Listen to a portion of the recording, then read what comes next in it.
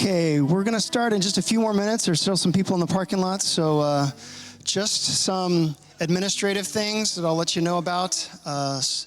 Bathrooms are to the back on the right-hand side over here if you need to go. And I'll come back in about 2 or 3 minutes, and then we'll get going.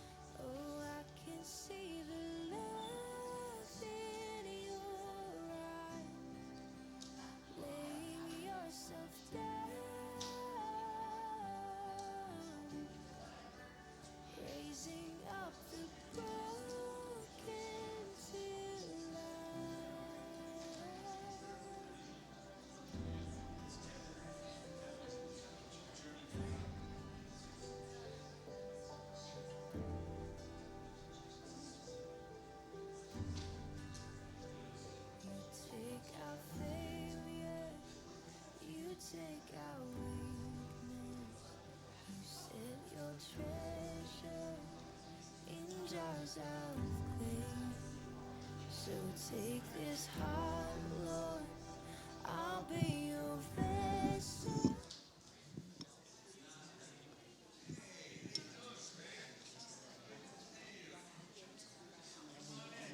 Yeah, it's us and all that, you know. It's wonderful, wonderful first world problems.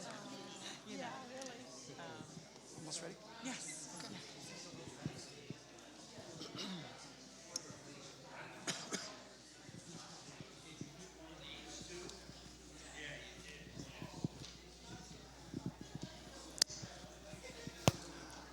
All right, we're going to get started. So if everybody could grab a seat, that would be fantastic.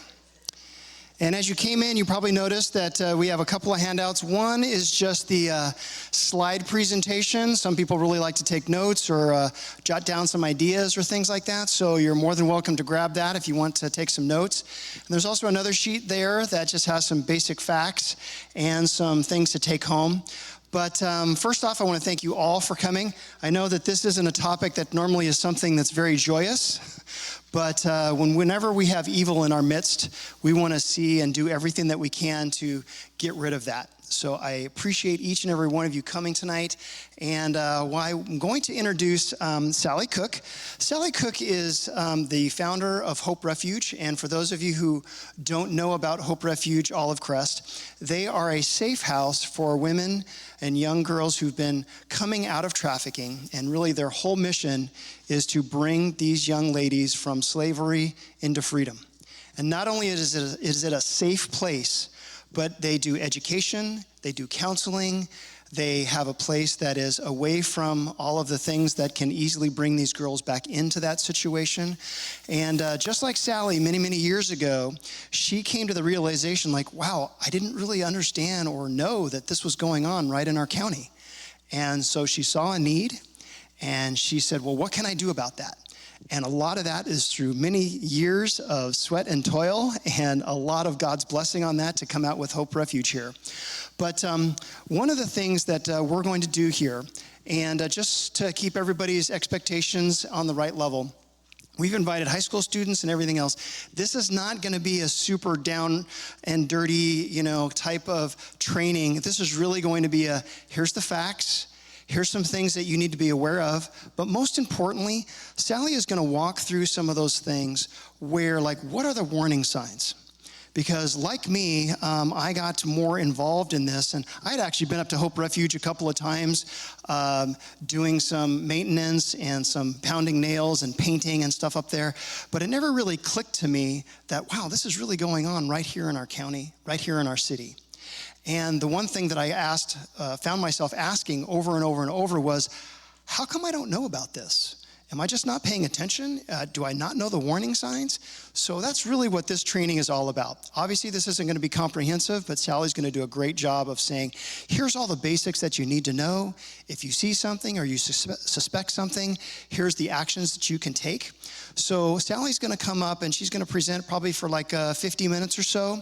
We will have some questions at the end of a Q&A session for about 15 minutes. So if you have questions, write them down. Sally will be more than happy to help you with that. So without further ado, please welcome up Sally Cook.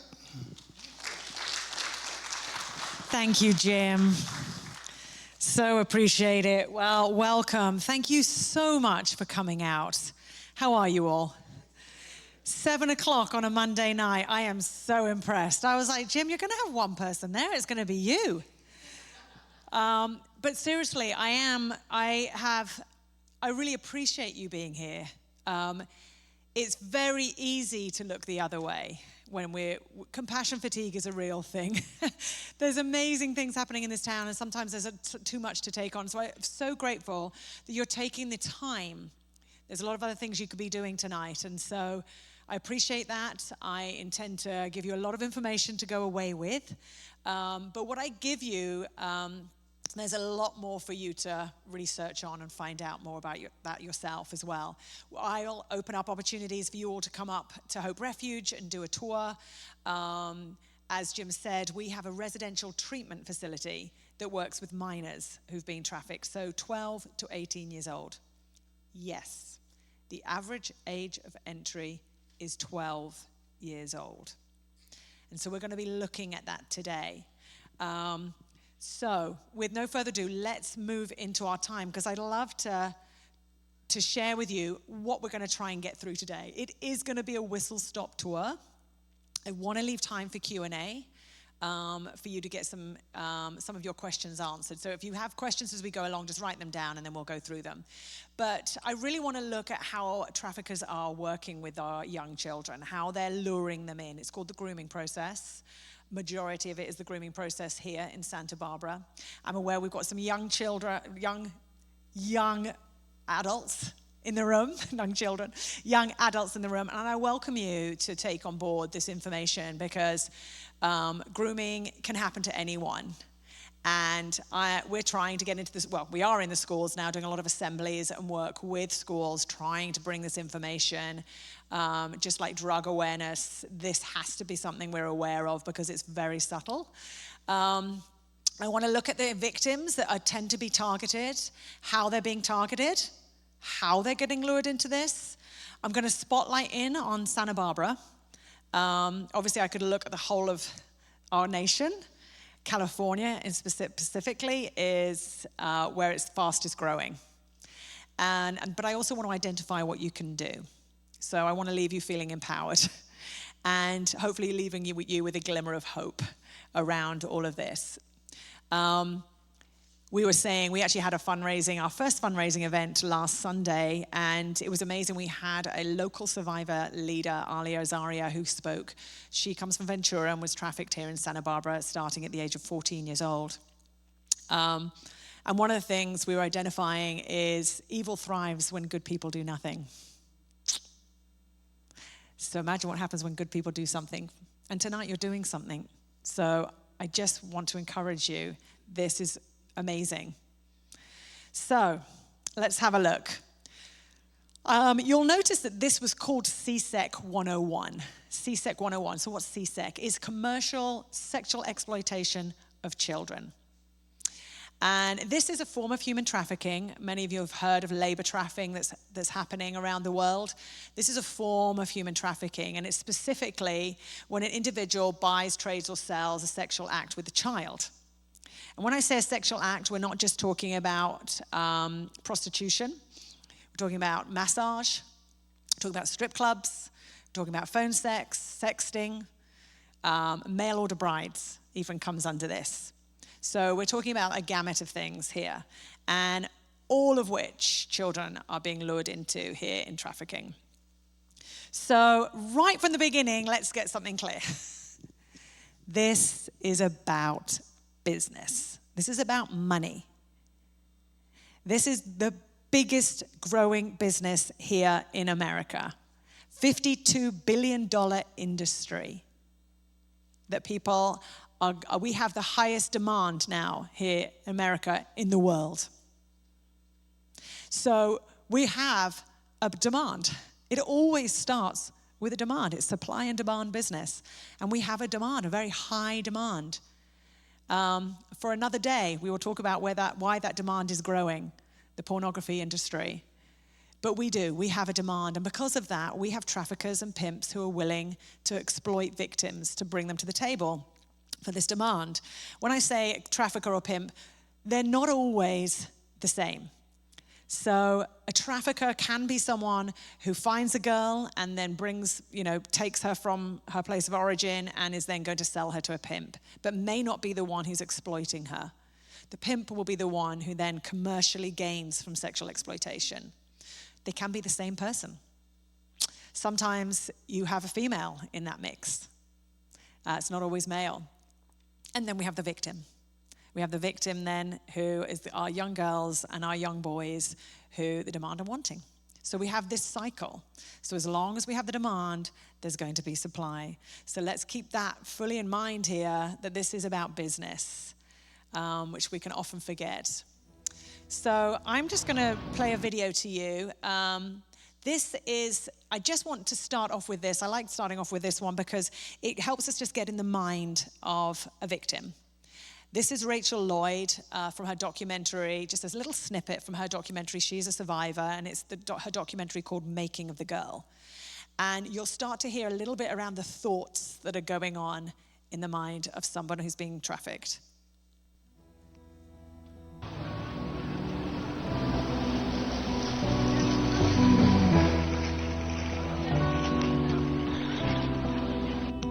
You know, you're 12 years old and you're living with your moms, and your mom's is struggling because she didn't think that life was really going to work out like this for her, and she doesn't have a man around, and the men that are around haven't always been that great. Sexual abuse is becoming kind of normal for you, and you think that other people don't have secrets that are as bad as you, and maybe you've tried to talk to somebody at school and they haven't really heard you, or maybe they just haven't had time to listen to you. And so you're seeing these girls on the videos, and they're so pretty and they're so sexy, and so your way at 12 of escaping into this fantasy world is to think about what it must be like to be one of these girls, and you know that adult men already look at you, and you wonder how you can kind of use that. I was just a child, and that's how I was supposed to live, like a child and like an adult. So one day you're coming out of school and there's a guy outside in a Cadillac, and he's nice looking. I mean, he's got the baseball cap and the jeans and the Timbs, and he tells you how pretty you are, and you know how pretty your hair looks, and it's been a while since anybody even really noticed anything about you. And for the first time, you feel like somebody's really interested in you, because now all of a sudden he's asking you about your dreams and your hopes and where your father's at, and he says that he can be a daddy to you. The people that I shouldn't have depended on, I was depending on for support.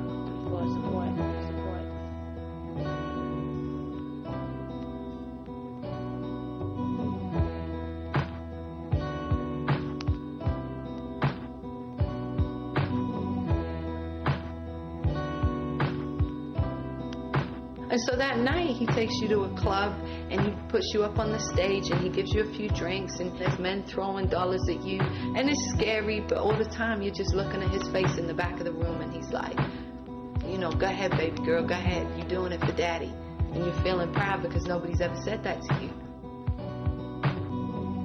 And so then that night, he tells you that there's more stuff that you've got to do, and he takes you into a room, and there's a man there, and he tells you to strip, and you think this is something you'll never do, and yet there's a part of you that already knew how to do this, because that's what your stepfather's been doing to you all these years before.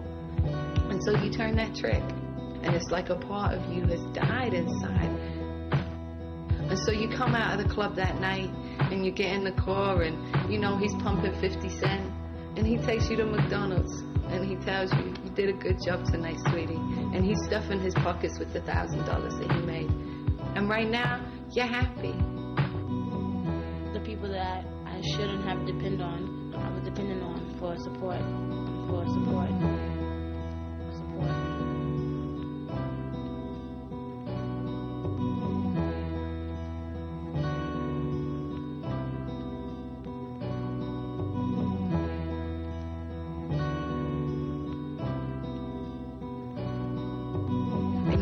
like this is the best that it's ever going to get.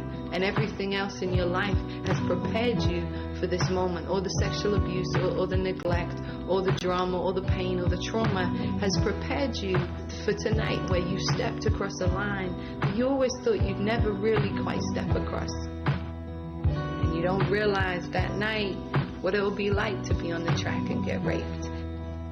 And you don't realize that daddy isn't really going to protect you. You don't realize what it's like to have a gun held to your head that night. You don't realize what it's going to be like when you catch your first STD. You don't realize what it's going to be like when you first come home and daddy beats you for the first time because you didn't make enough money. You don't know what it's going to be like to have cops offer to trade sex with you in exchange for not being arrested.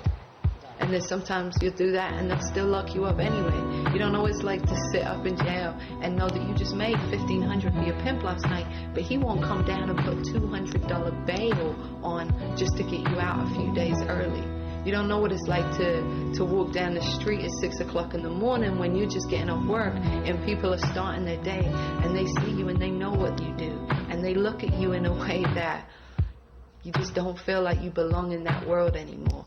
And you don't know what it's like to feel like you've lost part of yourself along the way and to feel like you'll never leave. And no matter how many times you try to leave, he'll always find you and catch you.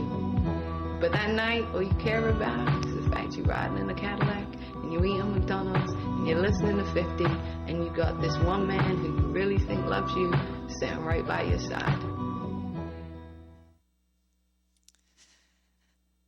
So Rachel Lloyd has an organization called GEMS, and they're doing amazing work with girls, actually over in New York.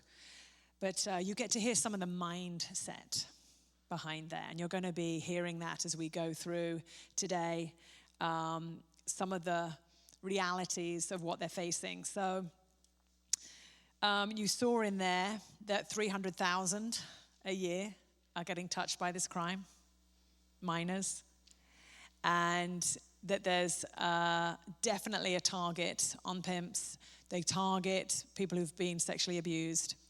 And so that's another discussion that we've got to be having around this. So let's have a look. Myths and facts. So I just want to debunk a few myths, maybe. First of all, that sex trafficking only happens overseas to young girls. Well, you wouldn't be here tonight if you thought that. It is not. It's happening in every city, in every town across America. The minors who are commercially and sexually exploited are recognized as victims of rape and abuse. No, they're not. In too few places that actually California is definitely one of the leading states in recognizing them as victims, but otherwise it's a crime across a lot of states. So we also have this myth that people who buy minors are caught and punished for these crimes.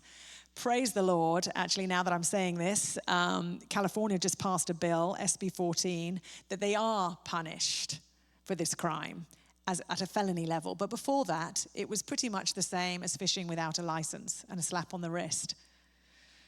But that's not happening in every state.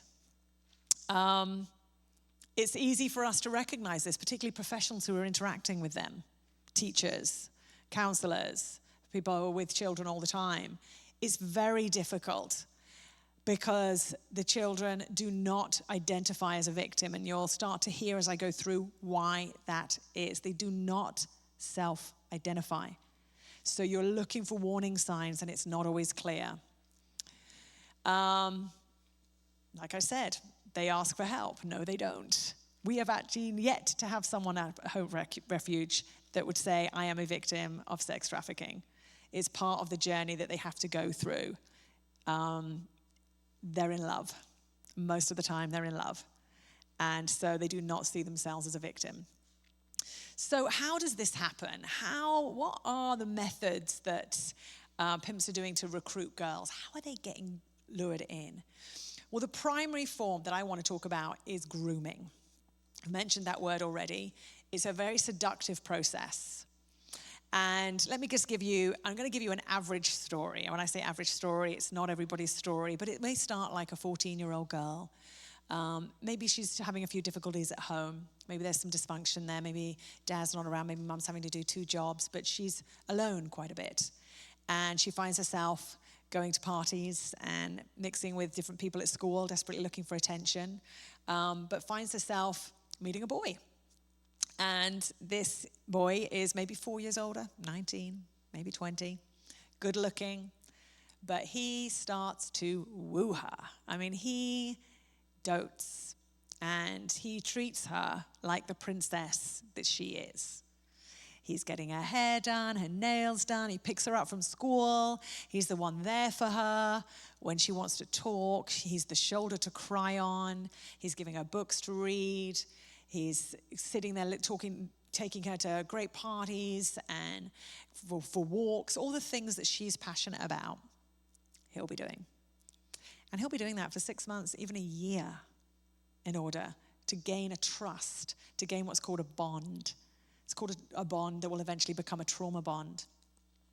And then what will happen is when he feels like they're close enough and they have this bond, he's going to actually ask her to do something for him. Honey, I've got myself into trouble. I just need some finances, and I've been spending so much money on you, and I've just got myself into a situation, and I really need your help. Could you come and maybe just strip at this bachelor party tonight? No one will touch you. No one will touch you. But you're beautiful. You're made for this. And of course she doesn't want to. Who would want to do that, right? But he's going to go, but if you love me, and then it'll all be back to normal tomorrow. So she's going to do that because she wants to help. So she will do that. And once she steps over that line, that's when she's going to be asked to do more. More and more and more. And there may even be then force and coercion then and beatings. She's likely to be lured into a stable of girls. So it's a group of girls. Maximum we've heard of is 5. But in that group, then, that he's going to be playing them off one another. And you may be sitting there now thinking, but why doesn't she just leave? Surely she should know that he's obviously not Mr. Right. He wasn't the golden guy that she thought he was. But if you think about it, all she wants is what she had yesterday. And he will play on that. Honey, it is you that I want.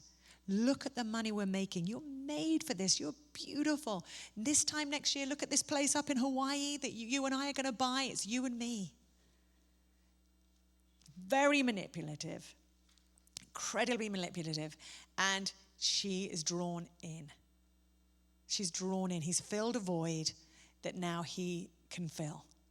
And in the process, he's isolated her. So that is the grooming process. And it's a very subtle process.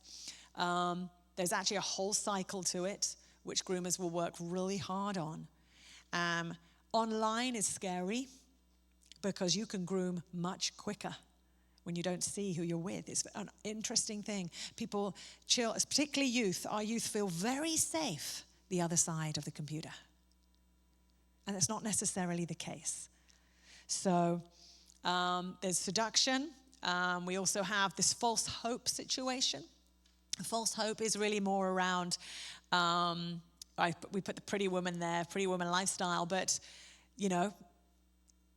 showing up, saying you're, it's going to be a model, it's going to be working on and acting on a set. And these are all genuine sets, genuine photo shoots that will start that way. And they'll be lured in that way. And then they're given a lot of promises that actually they can't fulfill. And so one of the things is, more common that we've been hearing about is having headshots done. And so they draw them into modeling shoots, and then they get their headshots done. Now, if anyone's ever been anywhere near the entertainment industry, you'll know that's a very expensive process.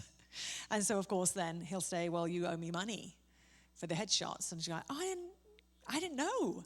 I don't have that money. And I can't pay that. And said, well, that's fine. Just show up tomorrow, and if you could just do a free shoot for me tomorrow, it'll be paid off. And she's, of course, yeah, no problem. Thinking she's going to another model shoot, only to show up and it's with less clothes on or even a porn set. And now there's photos and evidence that's used against her. So there's a lot of that. But if you just go online and look up people in the entertainment industry, there's one woman, Rachel Thomas, who speaks out a lot now about this. She was 17 when she first started in the entertainment industry, actually, a lot younger actually. She was from Hollywood. Anyway, she went over to New York, where she was doing, her parents had let her go with her producer. She'd been in the industry for a while, but when she was over there, she would be on the sets doing the normal thing during the day, but at night she was put in a car and told that she had to go with this gentleman and do whatever he wanted her to do. And when she fought, she was shown by her producer photos of her family. And they said, well, your family are being watched right now. And if you want them to live the rest of this evening, you need to go in this car. And used that. And she was not your normal target. But you'll find this everywhere. This is why it's crossing all boundaries now. Anyone can be targeted. She was in that for about 6 months before she was able to get out of that. So hers was a short stint, but enough for great trauma. The other way, obviously, is force. And that's what you hear about. Hands up those of you who saw Sound of Freedom. Great. Well done. Well done for watching that. I recommend people to watch that. That's more the force kidnapping, taking process that happens a lot overseas, where victims recognize themselves as victims. Very different to what's happening here. But what you will identify in that movie is the demand that's here in America. America is now the #1 demand for children. Conversation we should be having about the reputation we want for USA.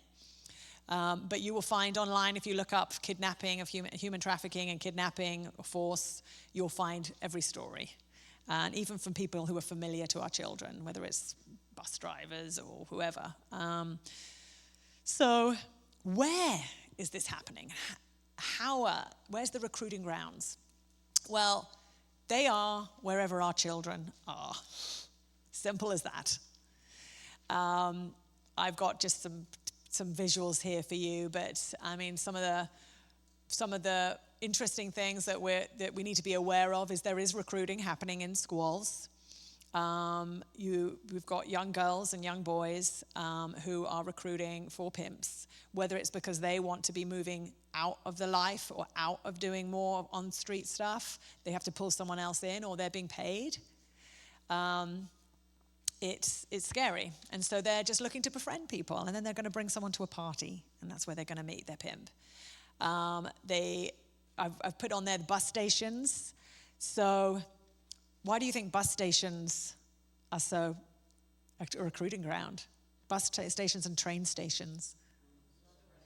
Runaways, absolutely, runaways. They are the most vulnerable. When you run away, within 24 hours, you are expected to be approached by a pimp. I was watching something online at Union Station about the undercover cops who were law enforcement, were all undercover, and they were watching out for kids coming off the train at Union Station. And it was scary to see how obvious it was. And so these kids are coming out, they've got their backpacks on, the hoodies on, because they're just scared. Particularly if it's the first time runaway. And where do you go? What do you do? No one really knows. And so they get out, and within minutes, someone would approach them. Another kid looking similar, just saying, hey, you look like I did last week. I was here too. I ran away. Have you got somewhere to go? Do you want a Starbucks? Can I get you a burger right now? And they'll take them to Starbucks, get them a burger, and say, hey, I know somewhere you can stay tonight. Male and female. And so these cops were there to step in quickly. But obviously parks and parties, where our young children are, our youth are, just having fun. Mr. Right can be there. And then juvenile system is another key vulnerability. So wherever group homes are, you can guarantee pimps know about that, and recruiters, and they are there outside waiting. The beautiful thing about Hope Refuge is we are on the tippy top of Refugia Road, and no one going up there. Not only the fact that, it's hard to get to, you wouldn't be able to find it, but when you do get there, if you're a pimp and you're driving up that road, you're going to be like, wow, there's only one way off, and law enforcement are going to be here when I get down. I ain't doing that. So it's very safe. But yeah, they are where our children are, and they are online. They are on every single social media.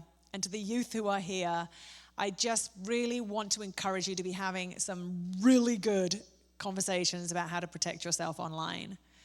Because the problem is with youth today is we'll just say what we want to say. If we're having a bad day, we put it out there. We put all our photos up there. We share who our best friends are, and we've often got our own details on there. I would not be putting your own personal details on your social media. Not only that, the scariest thing I was finding out recently and working with some youth on is Snapchats. Obviously, it's very popular, but Snap Maps goes with it. So you can find anyone, anywhere now. They know where the kids are. So I was just saying to some of the girls, so they were talking about, I was just going through some of their social media, and I was like, look, here you are. You're sharing about the party you're about to go to. You're sharing about your day at the mall. I said, you've already put all your information out there about your friends and everything. Who's going to show up and say, oh my gosh, I hear you want to be a model. Here we've got a modeling shoot going on. I'm recruiting. You are just what I am looking for. They're there, ready and waiting. Or they're there at the party.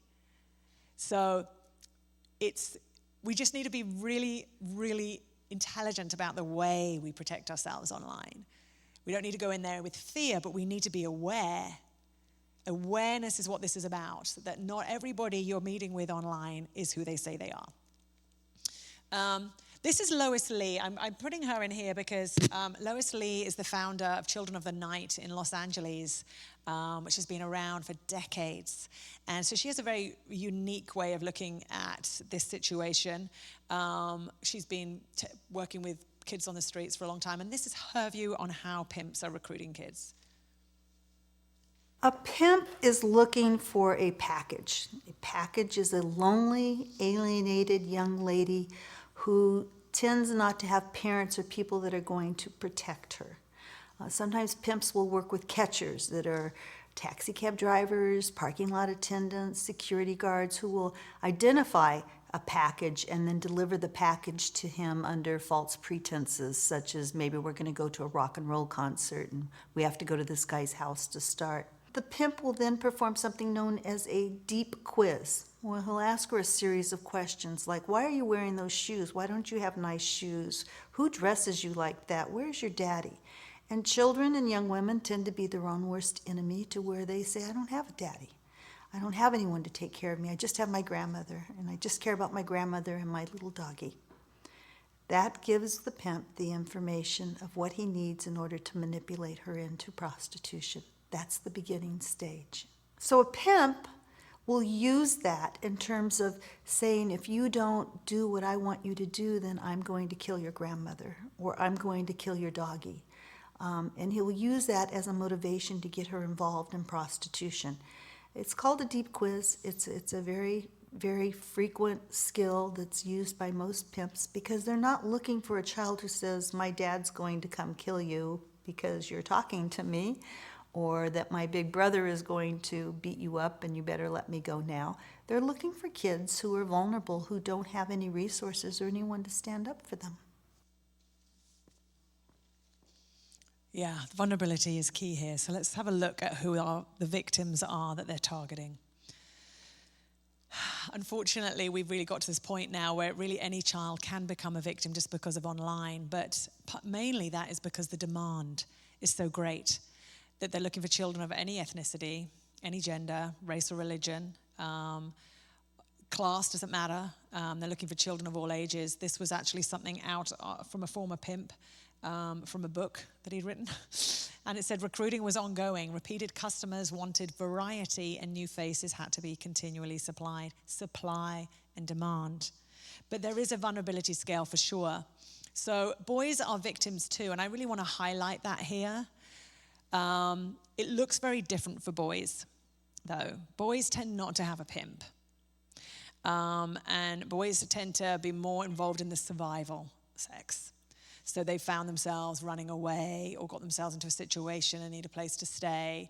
And so that's when they get commercially and sexually exploited. So they may be trading a bed, trading for food. Okay, so that's still commercial sexual exploitation, even if it's not money. There's quite a bit of research done actually around boys, interestingly. Scarily, the majority of buyers are white, middle class, upper males, professional males. So boys are victims. Crazily, there's only one residential treatment facility for boys.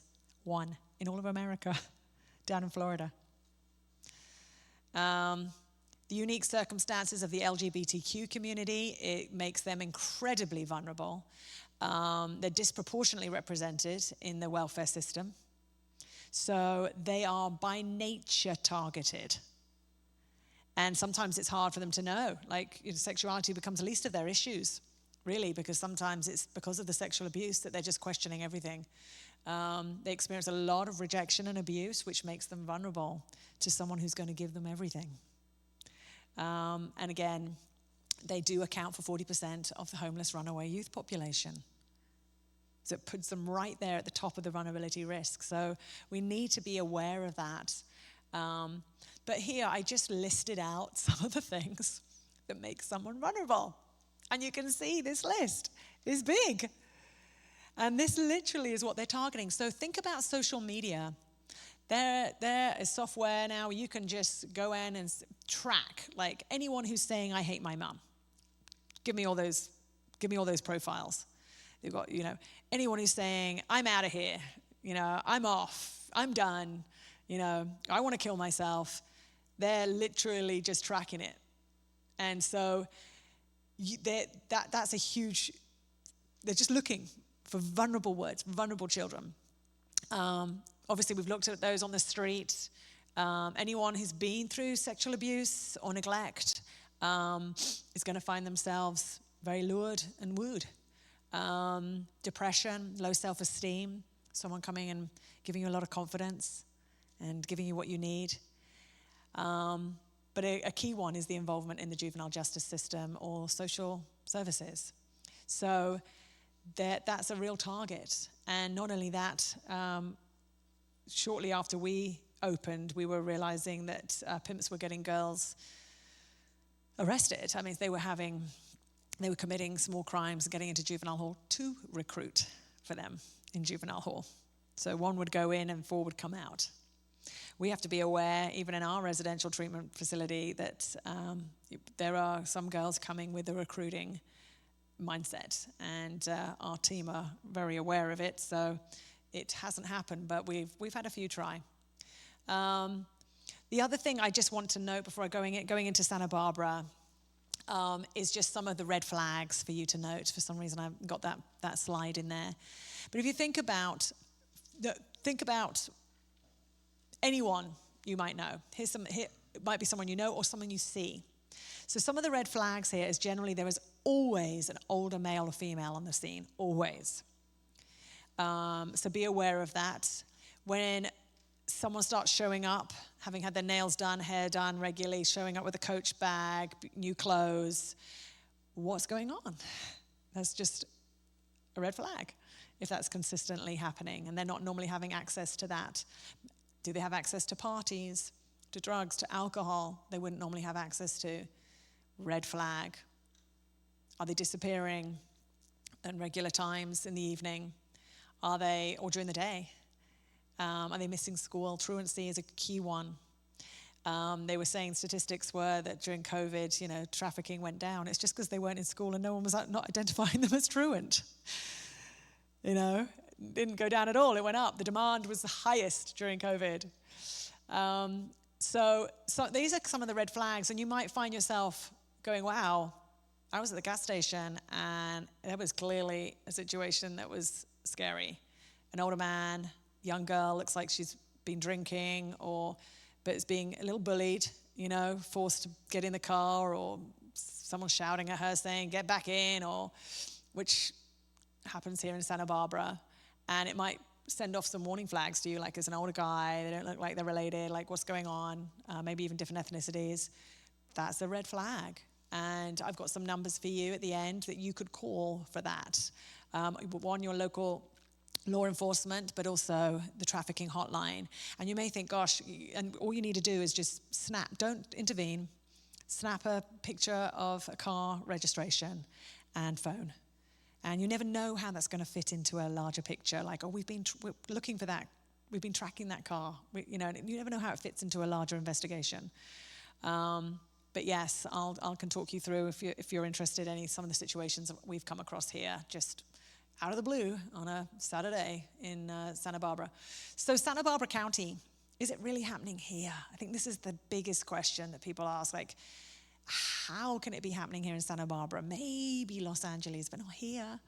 Well, Santa Barbara is what you would call a corridor town between the largest grossing areas. So Los Angeles and San Diego, Sacramento and San Francisco are the highest grossing areas for trafficking. And therefore, we are a corridor town. Like, they're going up, they're trafficking them up and down. And not only that, we have tourism here. And there is such a thing as sex tourism now, my friends, believe it or not. So that is a problem for us. And obviously we have a lot of hotels. But that was a question that the District Attorney's Task Force, Human Trafficking Task Force, which was started in 2014. We were part of the beginning stages of that in 2015.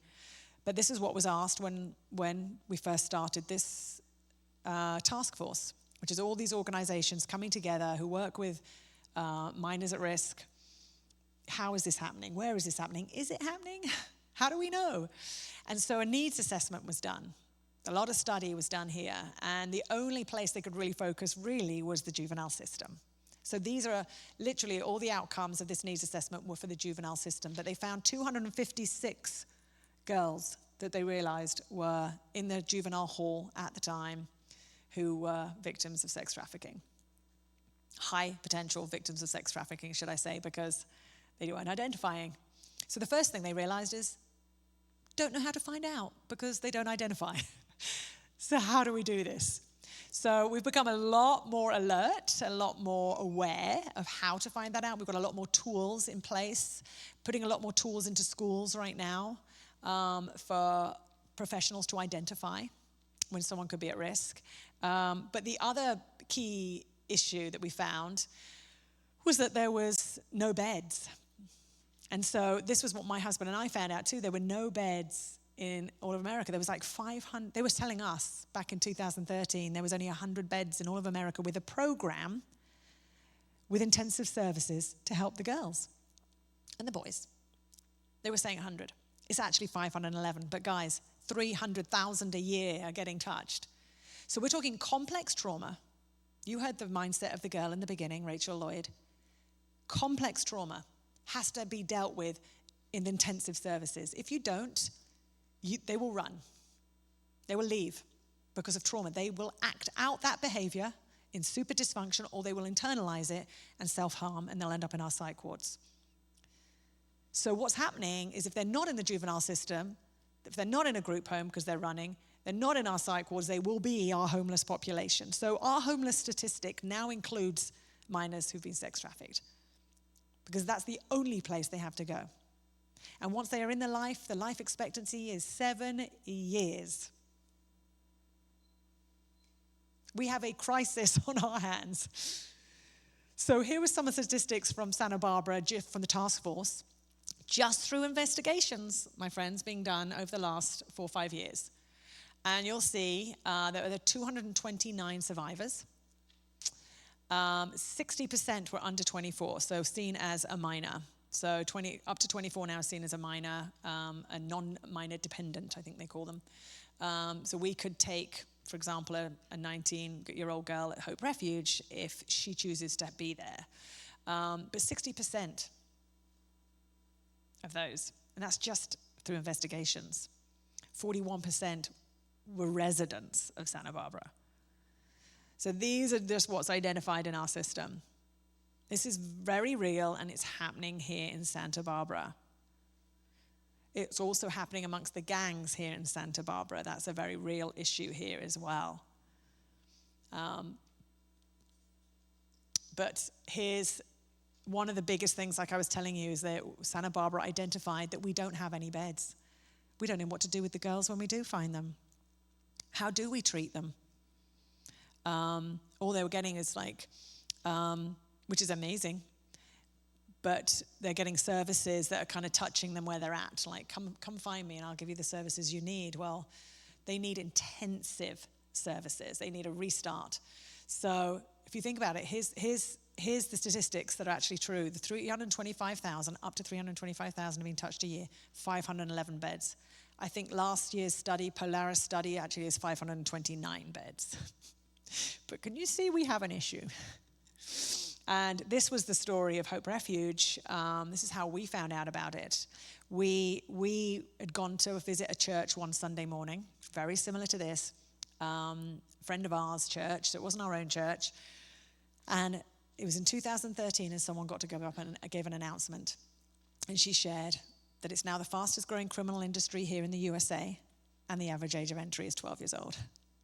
And I couldn't believe it. I said to my husband, what is she talking about? We worked a lot in Africa, maybe there, but not here. Went up to her afterwards and said, please tell me we heard you wrong. And she said, no, let me tell you what's happening on your streets right underneath your nose. I started to share these stories, and we were wrecked.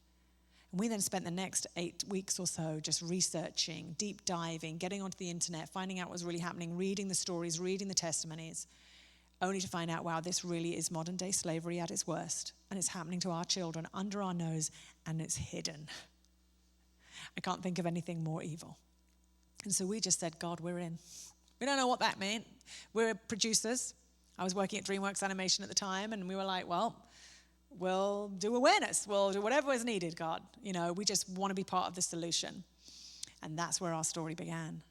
And we went to an event, and we found this next statistic, that they were saying 100 beds in all of America at the time. We were like, that's crazy. What's going on? Like, not in America. I mean, surely we're the ones who protect our kids, right? We serve our kids, don't we? Don't we? So when we looked into it, we realized, wow, there really are no beds. And through a very long process, story for another time, miracle after miracle, God just opened the doors, and we found this place up here in Santa Barbara, where we are now. And it used to be an old camp, so it's a huge space. It's not just a house. There's like 13 buildings on it, and plenty of space for, we are licensed. We were licensed for 24. It's actually down to 16 because of a federal law, but it may go back up again. But it's one of the largest facilities now in America, and we got licensed at the end of 2019 and opened in 2020. Yes, when you all went into COVID hideaway, we opened and went into COVID crazy. But it was amazing, actually. Our very first girl was called Nevaeh, heaven spelt backwards. As she was the first to tell me, my name is heaven spelt backwards. Do you think that's God that's brought me here? And I said, oh, yes, definitely. And we have served over 90 girls to date. It's amazing. We've partnered with Crest, who now have acquired the property and the program. And they're a 50-year-old organization. This is what they do. My husband and I, this is not what we do, but we ended up in the detail of it. So we thought this was a perfect partnership, get us back into our lane of envisioning and moving the issue forward. And so they're doing an amazing job with girls. They really are. I would thoroughly encourage you to come up, make sure you sign your name, put your email, and we will schedule a tour with you so you can see. This is one of the biggest issues about trafficking, and you'll hear it from many people. You find out about it, and then you don't know what to do. There's no way to engage. What can I do? What can I do? What can I do? The best way to engage, and we did exactly this. We ended up diving into this other organization that was doing something to find out what's going on, how's it working, what, all the nuances around the issue, to learn more, but to find our lane. And by doing that, we found our lane. And we're all about that. We're like, come in, learn, find out what's going on, come and support what's happening here, and then find your lane, like whether your lane has anything to do with us or not. We want to activate people. And so we thoroughly encourage you to come up, see what's going on, see how amazing our girls are. You may not get to meet them. We try not to too much. They don't like being in a fishbowl. But it's a huge space, so it's easy to go around without disrupting them and their thing. But let me share with you a little bit about the program by watching this. Human trafficking of children is unfortunately extremely prolific here in Santa Barbara. The Central Coast is ripe for human trafficking and sex trafficking because we have a fairly affluent community, a tourist industry with lots of hotels, but also we are a corridor between the northern part of the state and the southern part of the state. It is amazing how big human trafficking is in the U.S., and it's happening in all of our communities.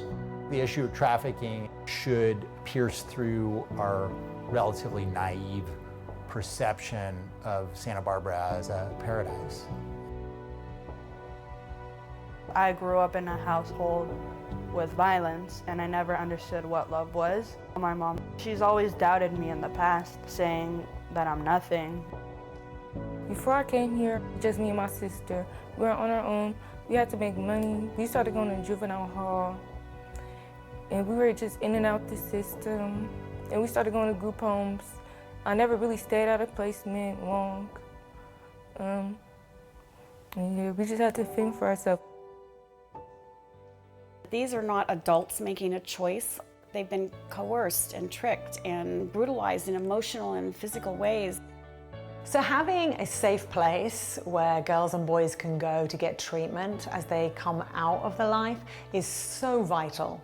And one of the biggest issues we have today is a shortage of beds with a program specifically designed for minors and this complex level of trauma. And that's exactly what Hope Refuge Campus offers. And the amazing thing about our facility is it's very remote, and these girls typically want to run. Whether things are going really well or things are going bad, they run. The kids learn what manipulation tactics are used to groom kids so they can identify it and possibly veer away from it. This is treatment. This is a whole package of education, mental health support, independent living skills, relationship building, to move them along to successful adulthood. I usually don't trust the people or open up to people. The people here do make me feel safe and like I can trust them. They give people chances. I can say I'm not the same person that came in here. This is my vision board. My goals are to become an independent person and not be dependent on someone else. It makes me feel peaceful, knowing that I am very much loved here. Until we recognize that this isn't something that's happening somewhere else, that it's here, then we'll understand better the need for this type of placement, for this type of facility. We can't look away from those among us who have been victimized. In Santa Barbara, we set ourselves up as a place that cares for our children and our most vulnerable. We should live up to that. And to me, this is about living up to that. For us to serve more girls, we have launched a comprehensive campaign. So I am asking, if your heart was moved, stand with us and join us in this fight. So that is Hope Refuge. That is Hope Refuge. And we would love you to come and learn a little bit more after this deep dive today. But I also wanted to give you a couple of follow-up things. There are national and local hotlines. You've got those there. Please be aware there's Noah's Anchorage is another support line. It's 24/7. I put 2/4. Not quite sure what that is.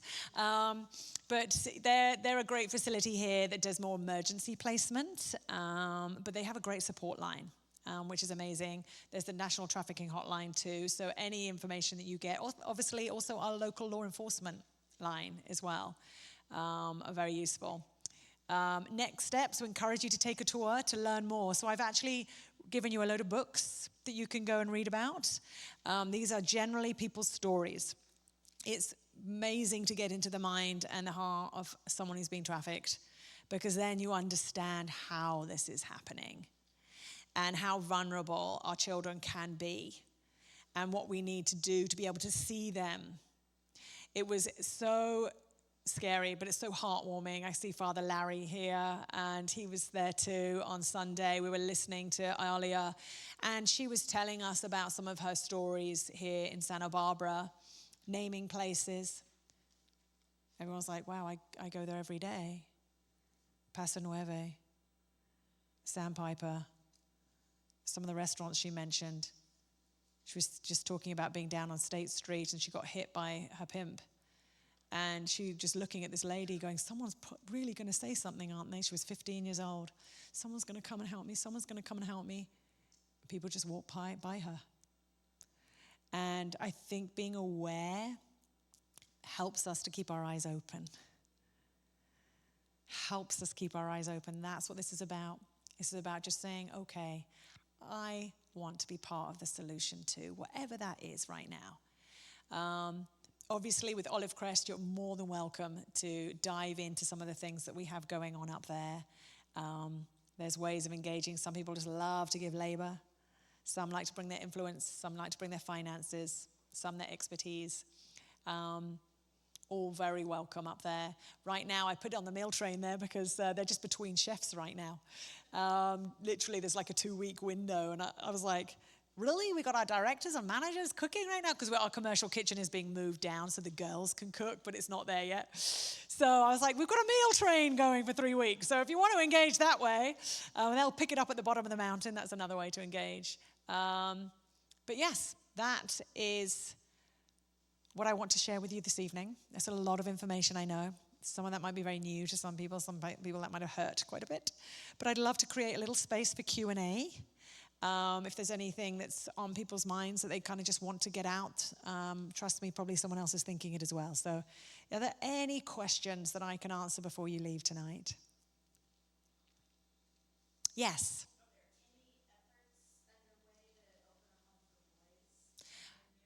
Thank you for asking. Are there any efforts underway to open a place for boys? Not that I know of. Not that I know of. We'd love to do more of that. We'd love to do more of Hope Refuges once this is fully sustained. You know, we're at 8, going up to 12 girls, and then with actually a lot more we'd like to get involved in, potentially for boys too. Yeah. Yes.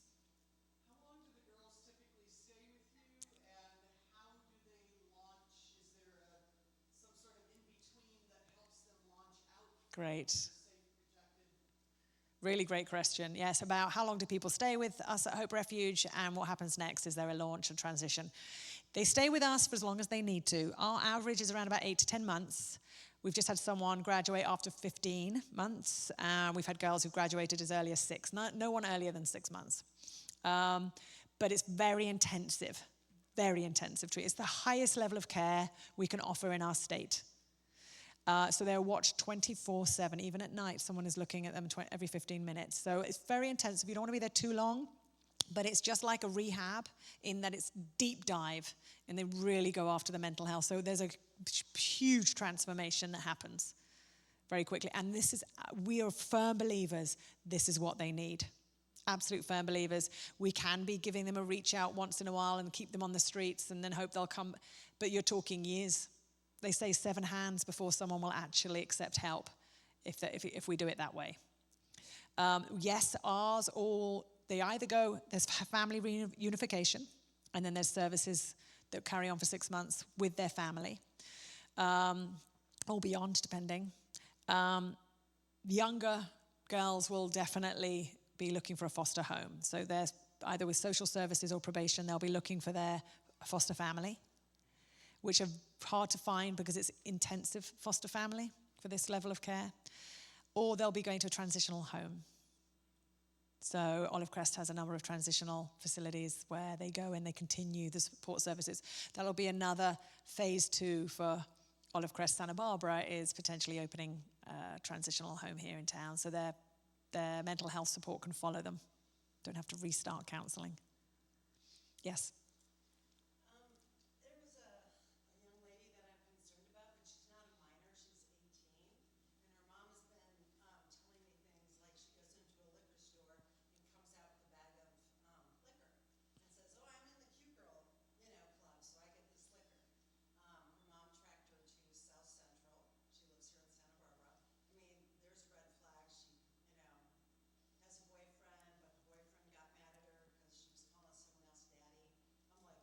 Wow. Yeah. Wonderful.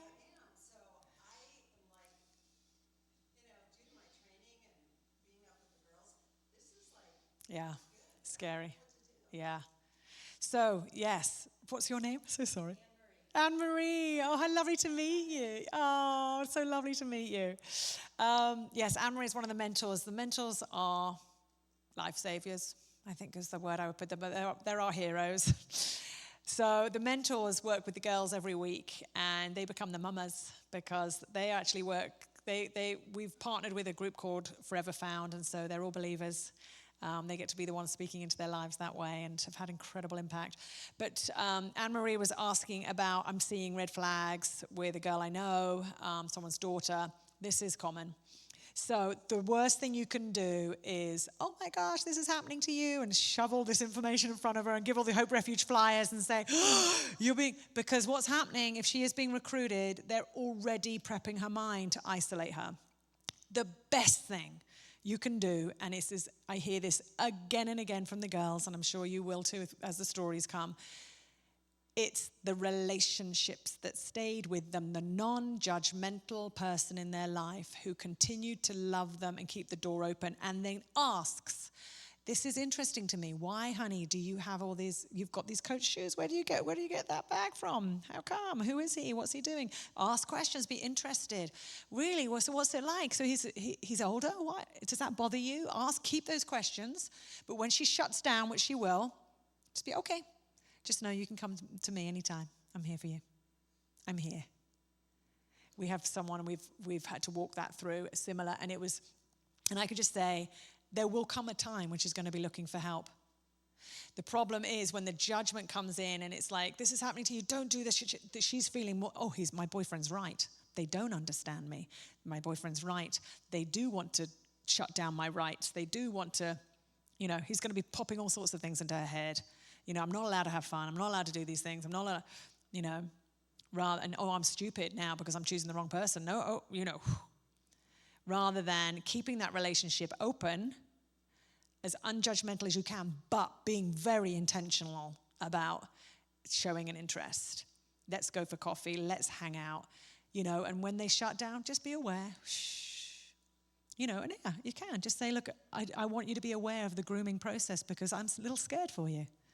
I'm a little scared. You're too precious. I love you. I want you to be aware. And just print off the cycle of grooming. I can send it out to you all, Jim. We can just send it out. There's a cycle that I've been using in the schools with high school students of very clear steps they take.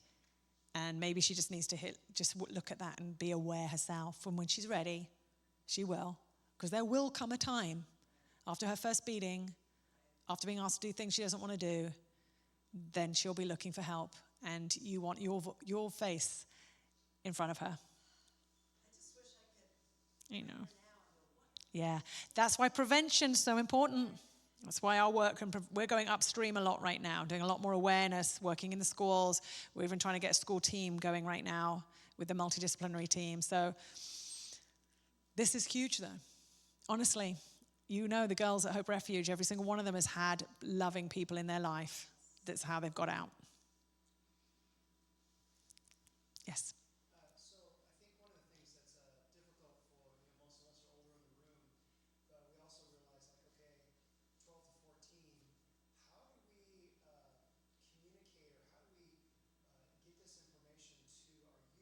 Mm-hmm.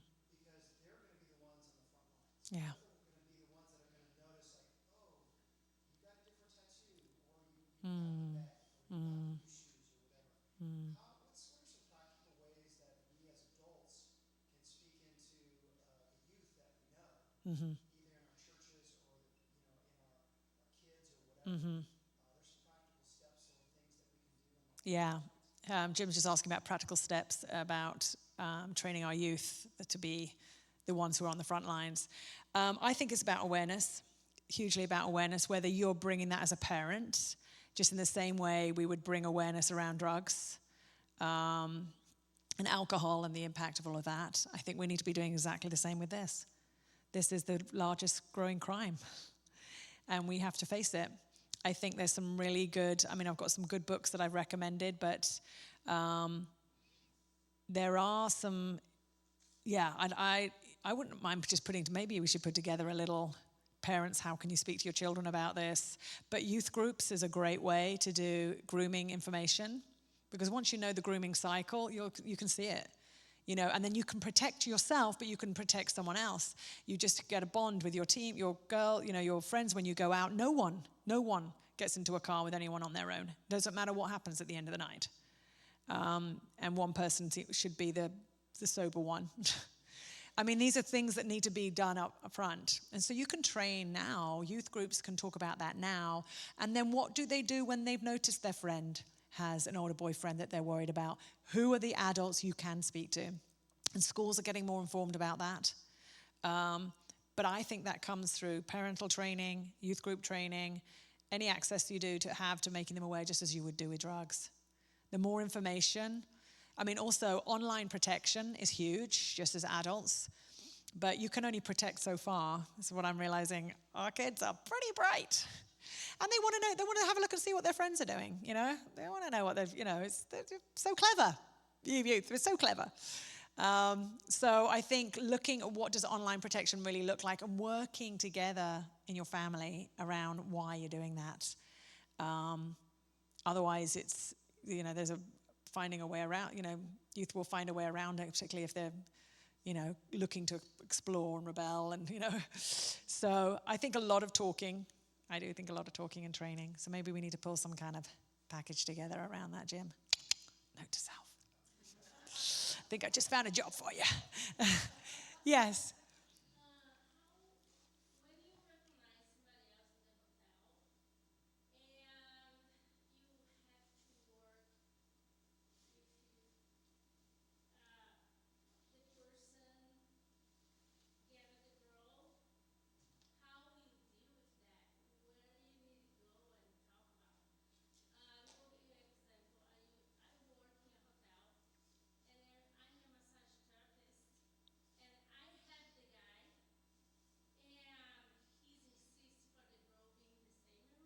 Mm.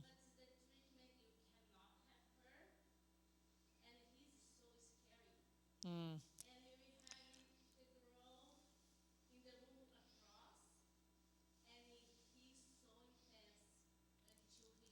Right. Yeah.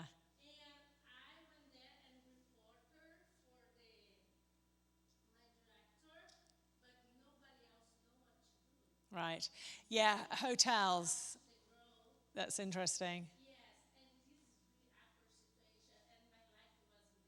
Yeah.